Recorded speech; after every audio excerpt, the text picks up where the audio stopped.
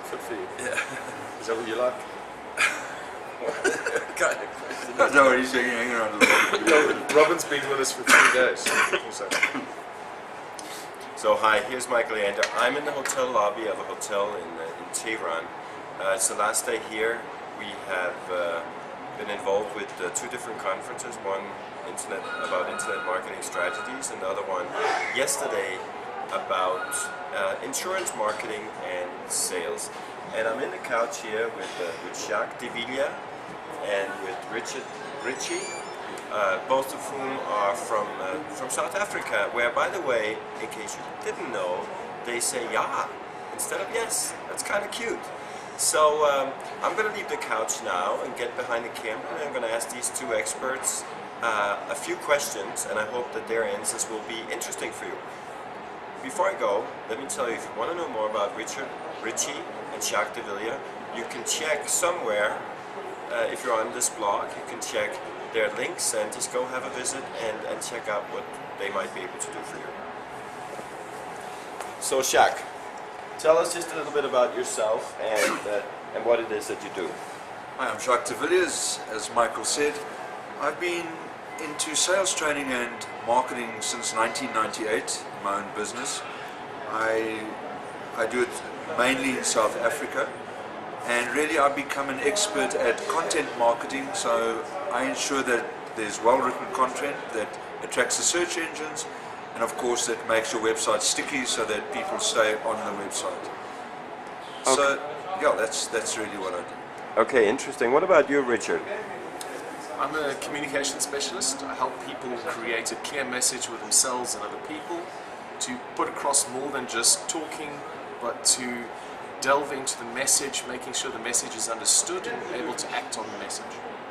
What do you think, Richard, are the challenges for businesses and people in the area that you deal in? Specifically, the main problems that people seem to face is that, one, they don't listen, because whenever they're communicating with each other, they're looking for an opportunity to say something, rather than listening to the customer, to the client, to the employees. Often the employees and your clients have information that is necessary for you to be of service to them. If you're not listening, that's a problem.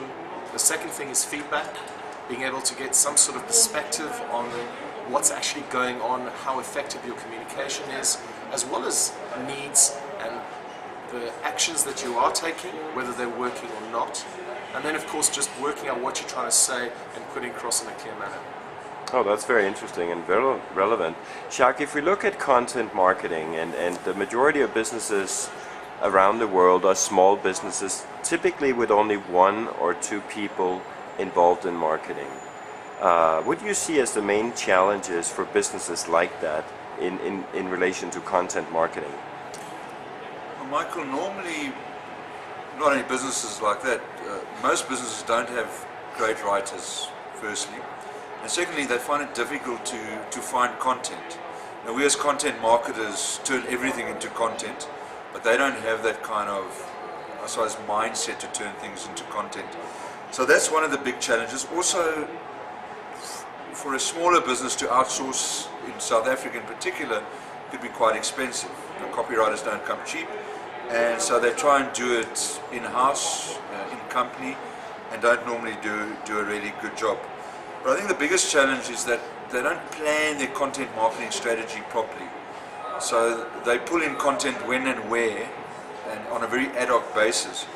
And if they just did a strategy, a monthly communication calendar as it were, and set goals for themselves, they'd be a lot more effective.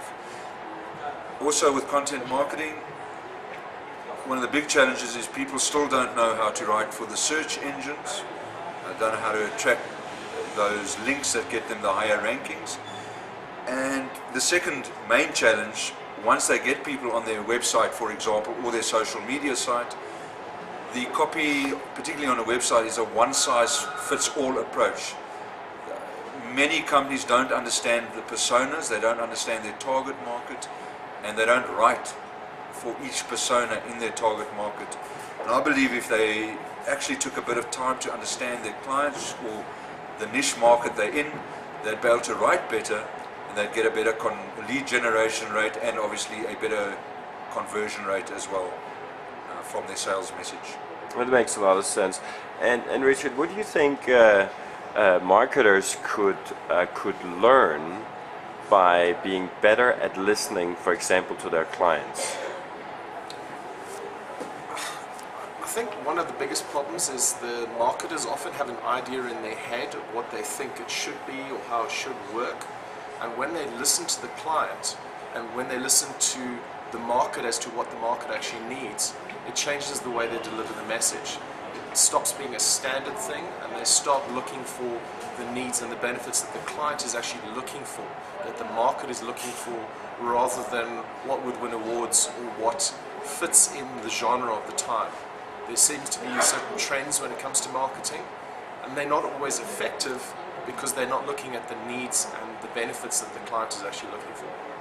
Oh, excellent. Well, thank you so much, guys. And those of you listening, go ahead and check out the links and see what these two gentlemen have to offer.